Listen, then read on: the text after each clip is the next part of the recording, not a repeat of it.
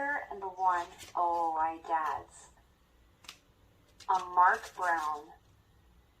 Chapter Book. Arthur and the 1001 Dads.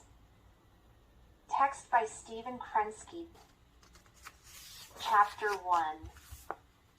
Arthur, Francine, and DW were looking at a poster for the Father's Day picnic on the park bulletin board. "It's on Sunday," said Francine. "Just a few days away," said Arthur. "I've been dreading it all week." Francine frowned. "But I thought you loved that picnic." "I do," Arthur insisted. "I love the pie eating contest and the sack race and especially the egg toss." "He never wins any of them," said DW. "That's how you can tell he really loves it." "I might win this year," said Arthur. DW just laughed. "I've been practicing," Arthur told her. "Okay," said Francine, "then why are you dreading the picnic?" Arthur sighed. "Because of Buster. The picnic is a hard time for him. I mean, it's the Father's Day picnic. And Buster's father isn't around like everyone else's. Remember last year? Buster didn't even show up." "Oh, yeah," said Francine. "He told us he had a cold or something." Arthur nodded. "That's what he said, but he didn't look sick. And he didn't sound sick either. I'll bet he was just embarrassed that his dad was away, and if he went, he wouldn't have a partner for the games. Imagine in the egg toss if he had to throw and catch the eggs by himself." Arthur shuddered at the thought. "Or maybe," said Francine, "he was afraid someone would find out that his parents are divorced." "Big surprise," said DW, "who doesn't know that?" "Lots of people," said Arthur. "It's not like Buster ever advertised it." "SSSSSH," said Francine. "Look who's coming." It was Buster. He waved and walked over to join them. "Hi, guys," he said. "You all look so serious." "Actually," said Arthur, "DW was just telling us a joke." "I was," said DW, "I don't remember that." Arthur poked her. "That's because it wasn't a very good joke." "I see you're looking at the picnic poster," said Buster. "Poster?" said Arthur. "We hadn't noticed." "Really?" Buster looked surprised. "It's right behind you. Anyway, I know how much you look forward to the picnic, Arthur." "Even though he never wins anything," said DW. All right, said Arthur. "That's not important. What is important is that everyone comes and has a good time." "Absolutely," said Buster. "You agree?" asked Arthur. Buster nodded. "Couldn't agree more." "Great! Then you'll be coming this year?" Buster hesitated. "Well, no, I can't, actually. I've, got other plans." "Other plans?" said Arthur. "You know, Buster," said Francine, "I just remembered. My sister can't come this year, so we'll be one kid short in my family. Why don't you come with us?" "Thanks, Francine. I appreciate it. But like I said, I'm busy." "Busy?" said Arthur. "With your other plans? Yup. Well, I have to go. See you guys around. He walked off. Arthur and Francine shared a look and shook their heads. Buster's situation was just as bad as they thought. Chapter 2. That night at dinner, Arthur didn't do much eating. While everyone else was cutting and chewing and swallowing, he just kept stabbing at his mashed potatoes. "You know, Arthur," said his father, "I think you're worrying too much." "Huh?" Arthur looked confused. "About your mashed potatoes, I mean," his father explained. Arthur still looked confused. "I'm not worried about my mashed potatoes," he said. "Really? The way you're poking them, I thought you were afraid they might clump up on you." "Oh." Arthur put down his fork. "Sorry." Mr. Reed smiled. "You don't have to apologize to me.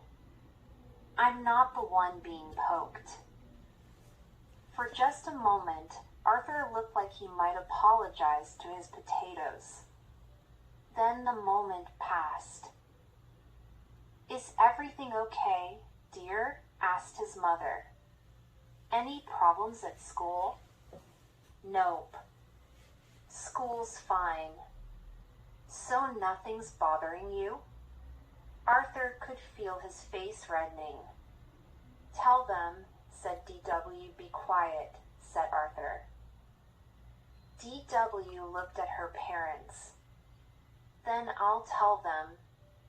Arthur's upset about Buster and the Father's Day picnic.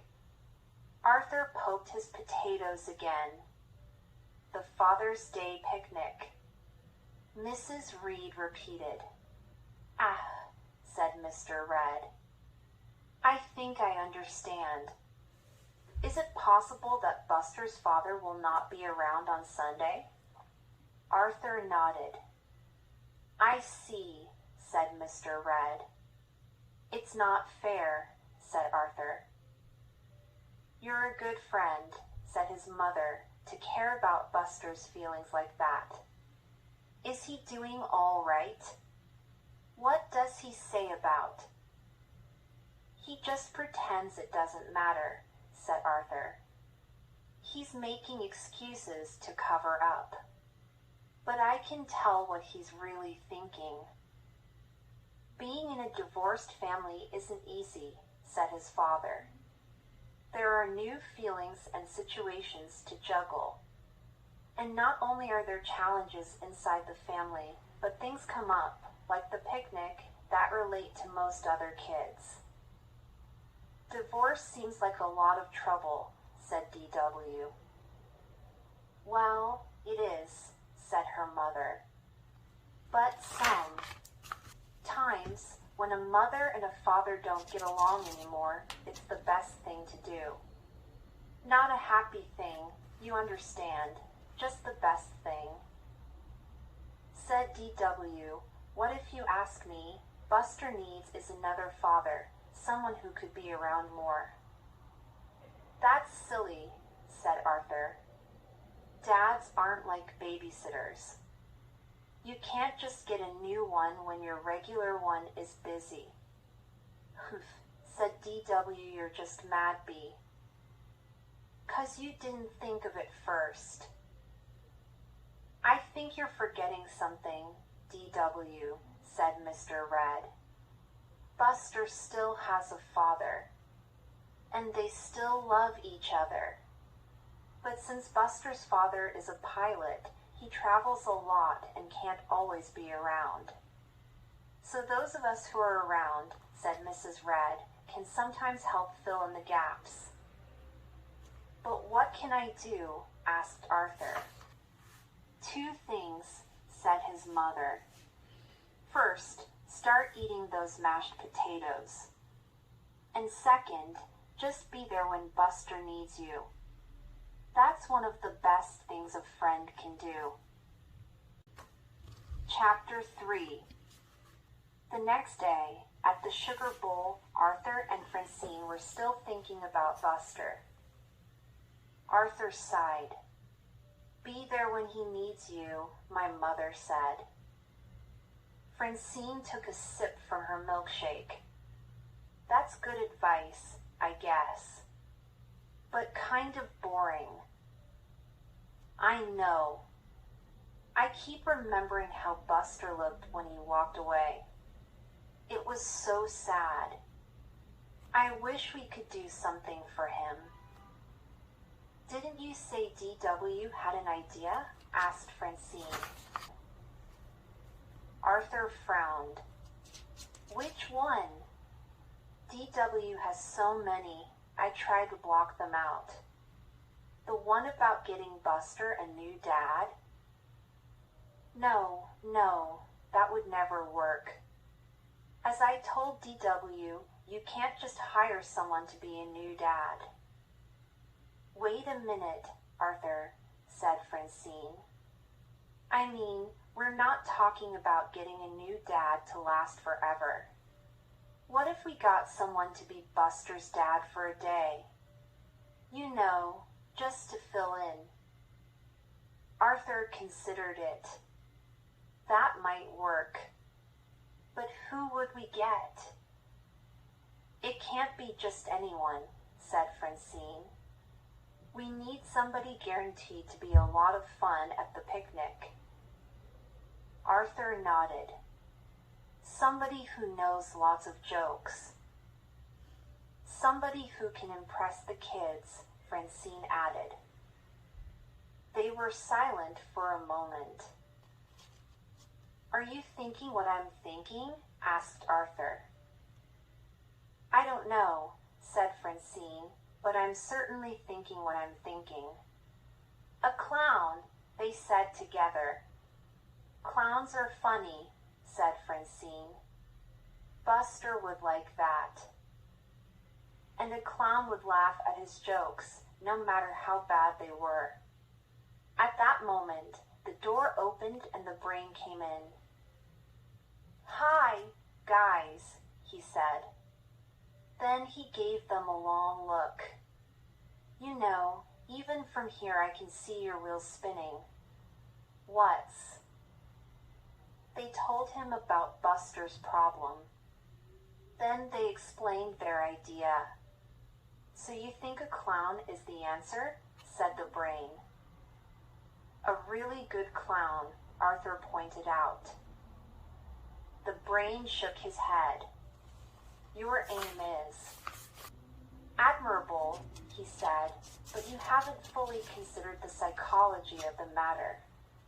Why do you think Buster wouldn't go to the picnic by himself?" "Because he'd stick out," said Francine. "Exactly," said the brain. "You think he's worried about sticking out because he'll be there without his dad. But if he's there with a clown, he'll stick out, too. In fact, it will be worse.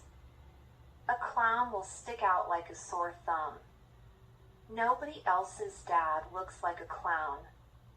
So not only will his dad not be there, he'll also be the only kid walking around with a clown." "Well, it seemed like a good idea," said Arthur. "And you're on the right track," said the brain, "but what you need is someone who would fit in.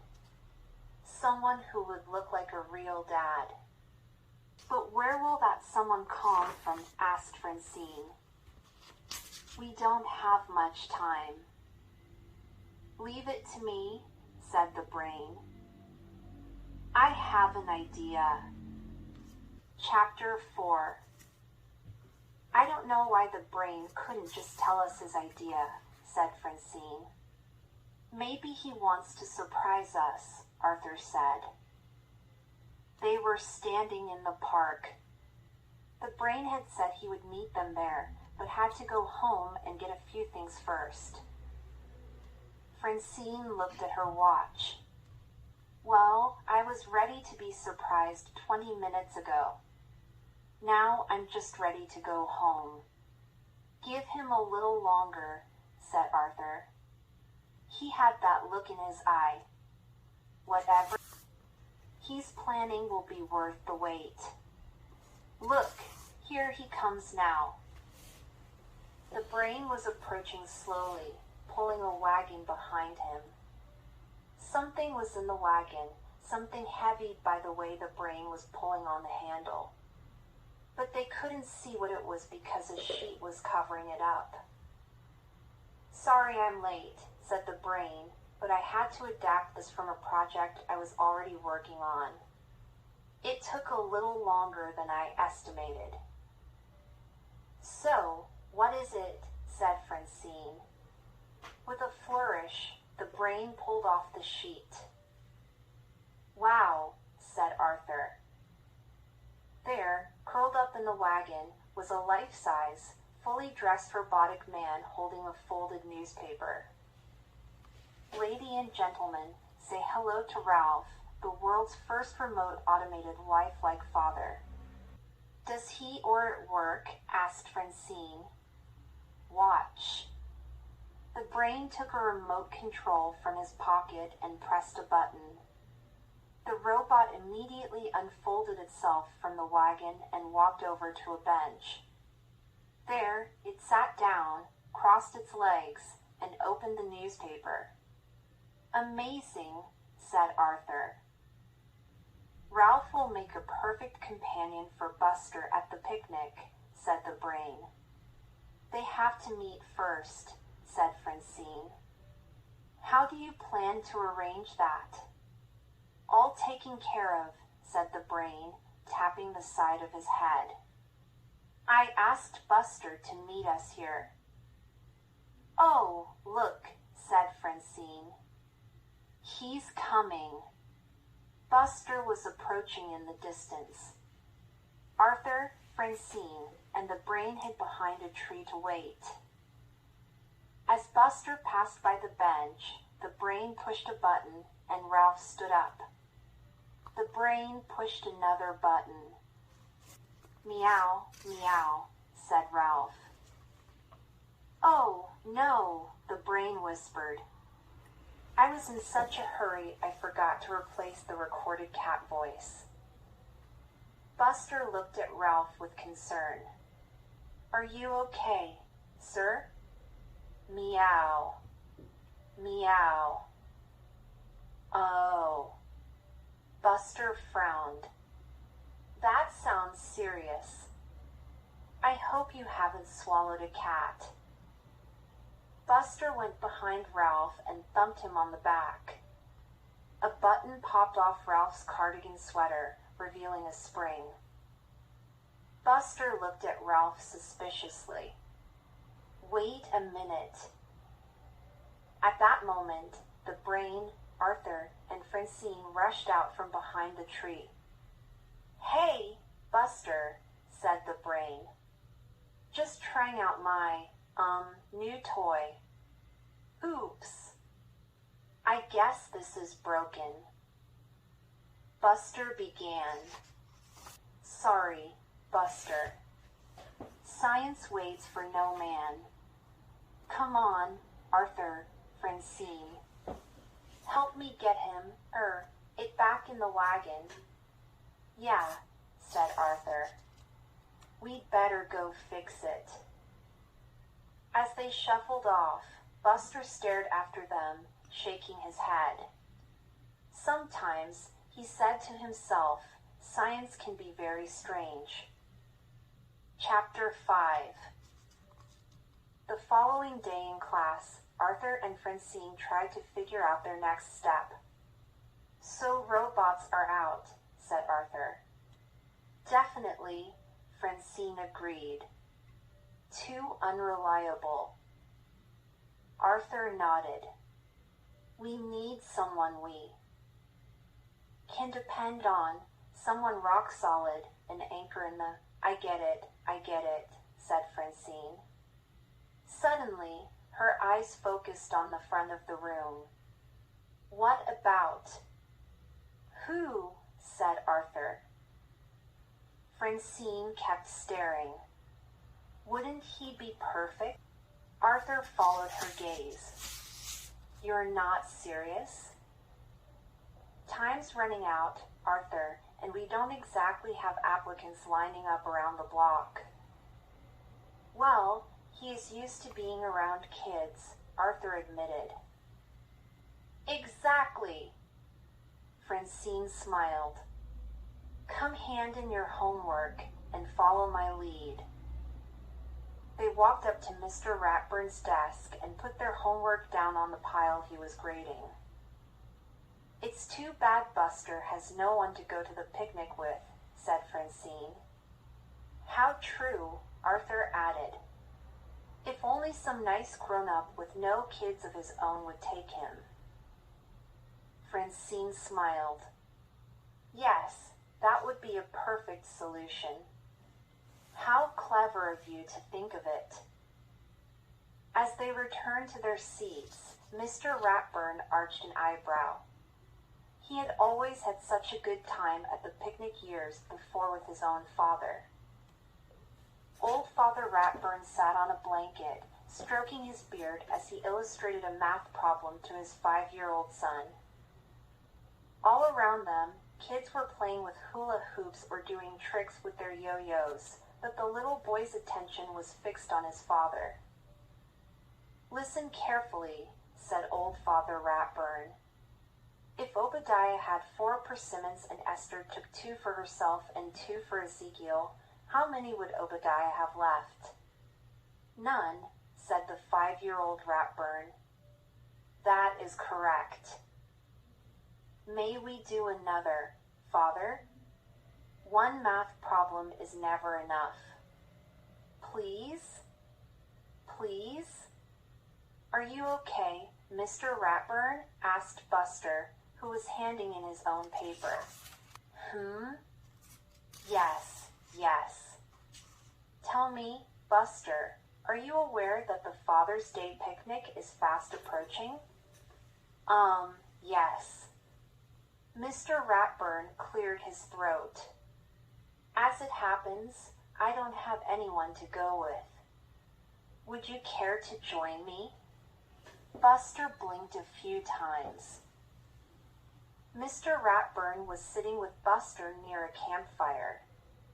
The other kids were off playing games, but Buster was just sitting. Mr. Baxter, your attention, please, said Mr. Ratburn. He showed Buster a marshmallow on a stick. You see, he explained, the skin of the marshmallow turns brown through the process of carbonization.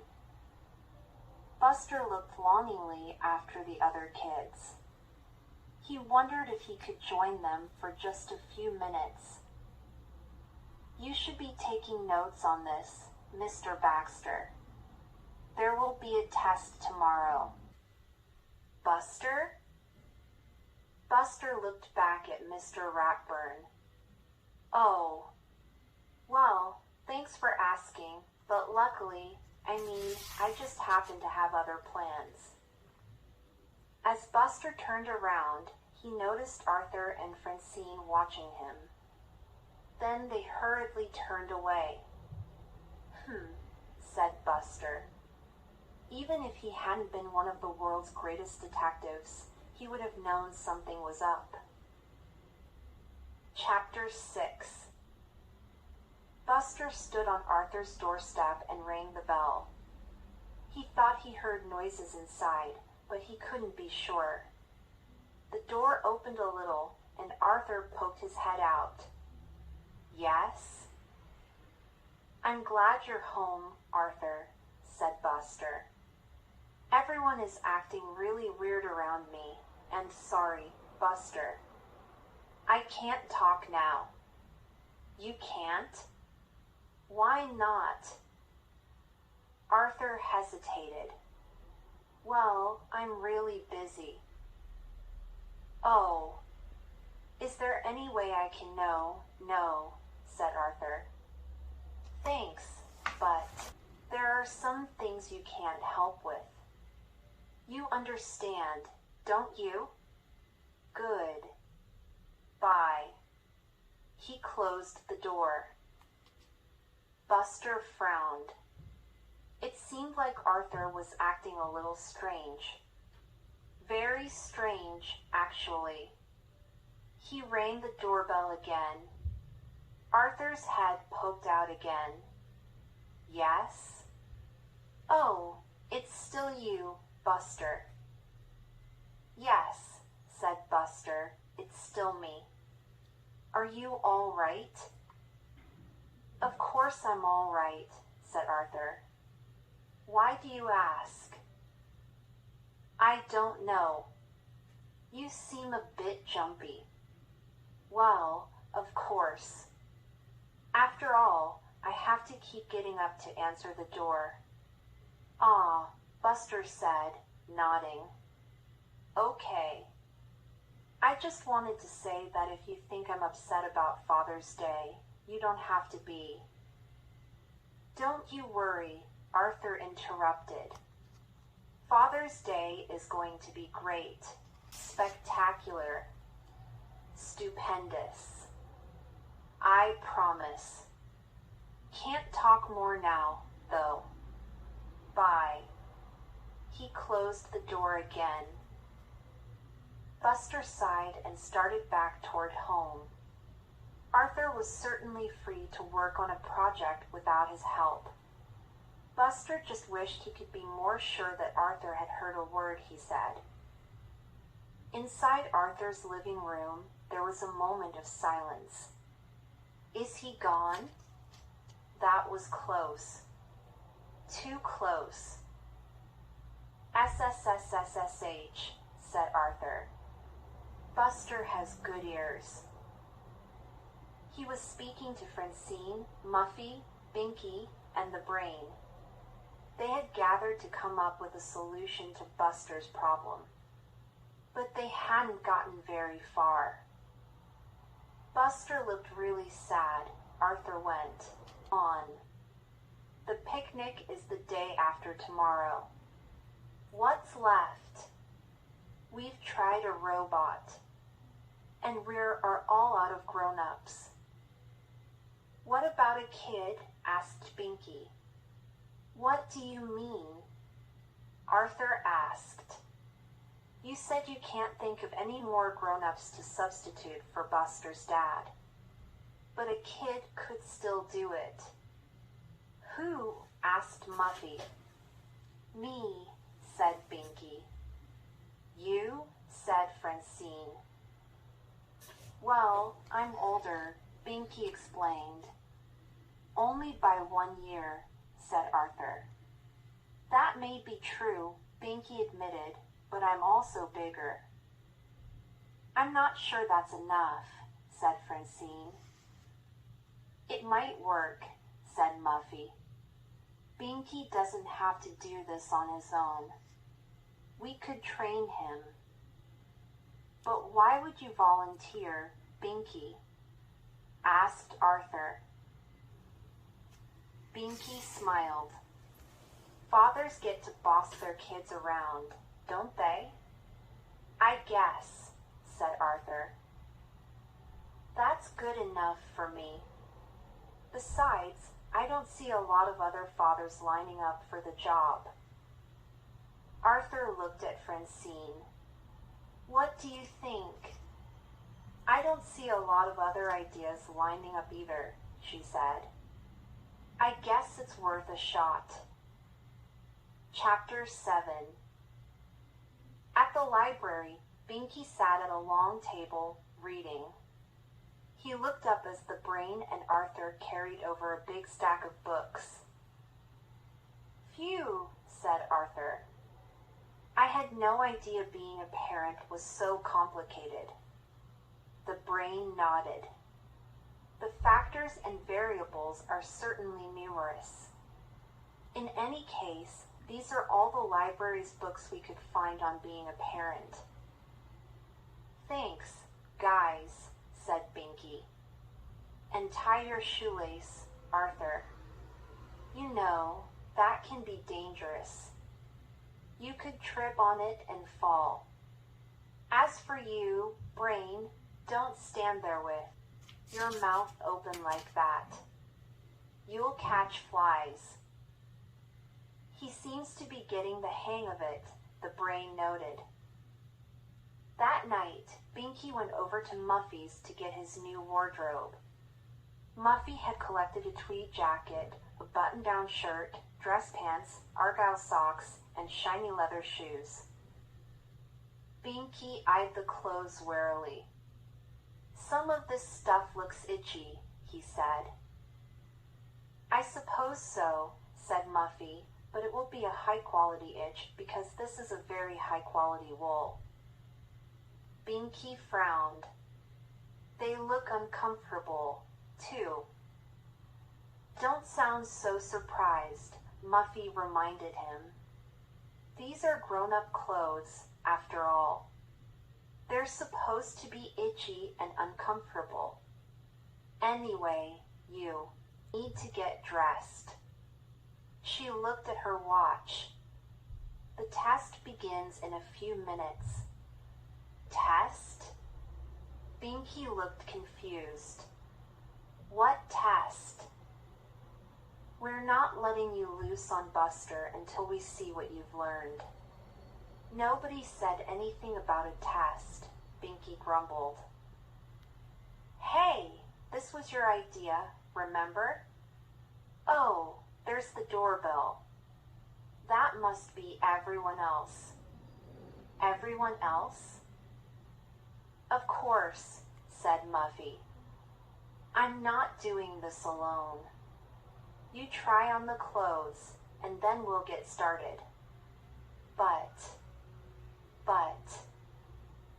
move it, Muffy ordered. A short time later, Binky sat in a wing chair in the living room. Facing him were Muffy, Arthur, Francine, and the Brain. Gee, Binky, you almost look distinguished, said Francine. Who would have guessed? Although, the Brain added, the effect is diminished every time he scratches. I can't help it, Binky moaned. On with the questions, said Muffy. All right, Binky, here we go. Number 1. Your son wants to watch TV, but he still has homework to do. What do you say? Binky took a deep breath. Watching TV is a privilege, not a right. Do your homework first. I'm next, said Francine. You tell your child to take out the trash, but she keeps forgetting. What do you do? Collect all the trash in the house and put it in her room. That way she'll remember for sure. How about this, said Arthur. You're tucking in your son for bed, and he says there's a monster in the closet. I'd open the closet door and tell the monster that if he dares to come out, he'll have to answer to me. Then I'd growl at him. Last question, said the Brain. Your daughter is working on some quadratic equations, but is having trouble isolating the variables. What would you do? I'd call you, said Binky, and have Uncle Brain explain it to her. So, judges, said Muffy, what do you think? Impressive, said Arthur. Distinguished, said the Brain. He's so good at scary, Francine put.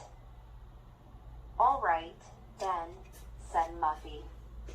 Binky, the job is yours. Chapter 8. The next afternoon, Binky and Buster met at the creek. Well, I'm here, said Buster. What's all the mystery? Binky smiled. All in good time, Buster, my boy. He took a deep breath. Ah, smell that? It's the fresh air. Fresh air is good for you, Buster. It will help you grow. heard that. Buster frowned. But why are you dressed that way? It makes you look old. Does it? Binky beamed. Those clothes look itchy, too, Buster went on. I'm surprised they don't bother. You. My, said Binky, what an imagination you have. And what about those glasses? Since when do you wear glasses? Careful, Buster. Too many questions will put a permanent frown in your forehead. We wouldn't want that, would we? Of course we wouldn't. Now, I've brought fishing poles for our excursion. I also have refreshments. Binky opened a thermos and handed Buster a cup of hot chocolate. My boy? You're sure you weren't hit on the head or something? Buster asked. Nonsense. I just thought it would be nice to have some quality time together. Binky started to pour, but he was not used to looking through the glasses and spilled some of the hot chocolate. Ow, said Buster. Watch it.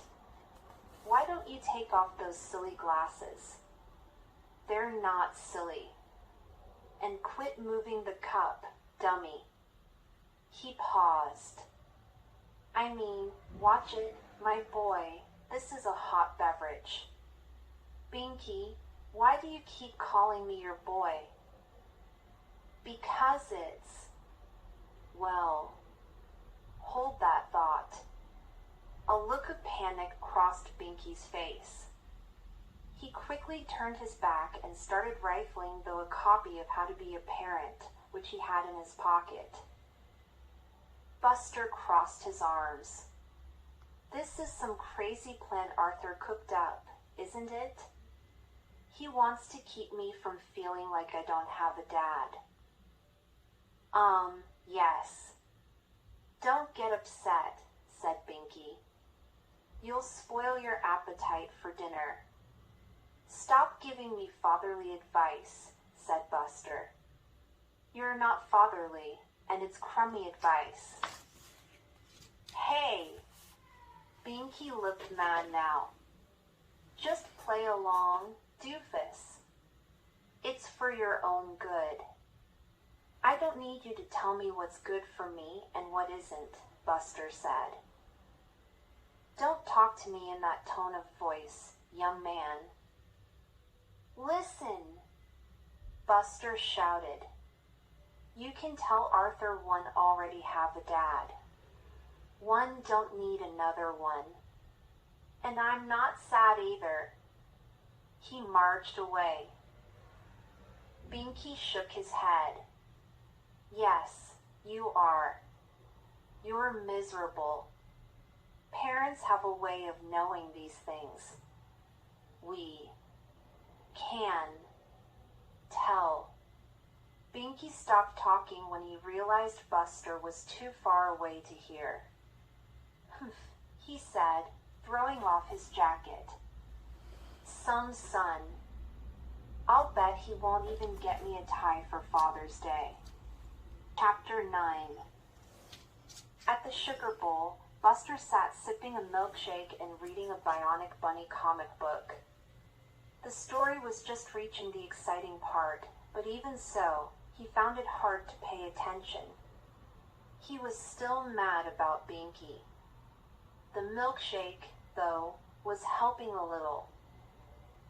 He looked up as the door opened. It was Arthur.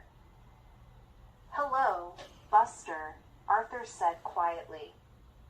Well, said Buster, if it isn't the dad delivery service. I wonder who my father will be today. Will it be the cashier? Or maybe that friendly mailbox outside? Stay tuned. We'll be back after this message.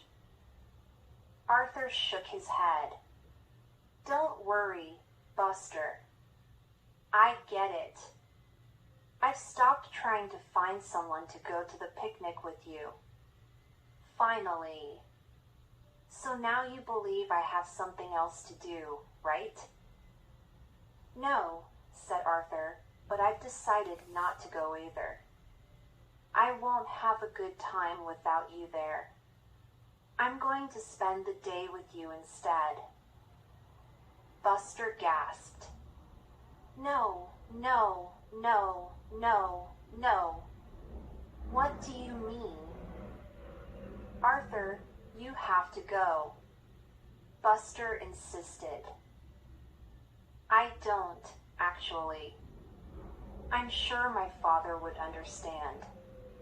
Maybe not right away, I admit, but someday. Look, Arthur, I appreciate the support, Buster continued, but you don't want me to feel guilty that you didn't go, on top of everything else, do you? Arthur paused. No. That would be terrible. Exactly, said Buster. You know. Arthur, you're a really good friend. Thanks, Arthur said. I just wish your hearing was a little better. Arthur frowned. What's wrong with my hearing? You don't always listen. Yes. Sometimes I get upset that my parents aren't together. And once in a while, I just really want to see my dad and I can't. I have to call him instead. Arthur nodded. That must be hard. It is, said Buster. But I really enjoy the time I do get to spend with him. And even though my parents aren't together, we're still a family. It's just different from yours. So you can stop worrying about me. Arthur nodded. Okay. I'm glad we got things out in the open. Sometimes you just have to clear the air. Air clearing is good, agreed Buster. So promise me you'll go to the picnic. It's what your family is supposed to be doing. I guess. Still, it's going to feel funny. Why don't you come with us? No. How many times do one have to tell you? One have plans. Arthur rolled his eyes. Come on, Buster. You want me to be honest. You need to be honest, too. You keep mentioning these plans, but you never say anything more about them. I'm your best friend. If you really had plans, you'd tell me what they were. Buster eyed him slyly. That's true. But as far as my plans go, you'll find out soon enough. Chapter 10. Careful, Arthur, said Mr. Red. He spoke cautiously because he was about to throw Arthur an egg. The Father's Day picnic was going strong. The sack race and tug-of-war were already over, and the egg toss was in its third round. Mom, Kate, and D.W. were all holding their breath. Okay, Arthur. Here it comes. Get ready. Mr. Red lobbed the egg. I've got it, said Arthur. I've got, splat. Oops, said Mr. Red. On the other side of the field, Mr. Ratburn handed a pair of binoculars to Tommy Tibble. And up there, in that tree, you can see a bay-breasted warbler of the genus Dendroica. My turn, said Tommy's brother, Timmy. He grabbed the binoculars for a look. It's a dragon, he gasped. Tommy snatched the binoculars back. That's no dragon. It's a UFO. Mr. Ratburn took back the binoculars to see for himself. Actually, it's not a dragon or a UFO. It's something far more unexpected. What? Tommy and Timmy said together. It's Buster Baxter. By now everyone was looking up and pointing. It really was Buster, leaning out from a hot air balloon that was drifting down over the field. Happy Father's Day, Buster shouted. Happy Father's Day. Everyone looked amazed, but nobody more than Arthur. The balloon continued to descend, finally reaching the ground. When it was safely tethered, the basket door opened and Buster and his mother stepped out. Arthur, Francine, Muffy, Binky, and the Brain came running up to him. Buster, this is incredible, said Francine. Yup. My dad rented this thing for the whole afternoon, so everyone can have a ride. See, Arthur? I told you I was busy, and I wanted it to be a surprise. Now, who wants a ride? Me too. I want a ride. Only Arthur turned away. Arthur, what's wrong? Asked Buster. Aren't you coming? Arthur turned back. Of course. I wouldn't miss it for anything. But I have to get cleaned up first. I have egg on my face. Buster smiled. So you do, he said.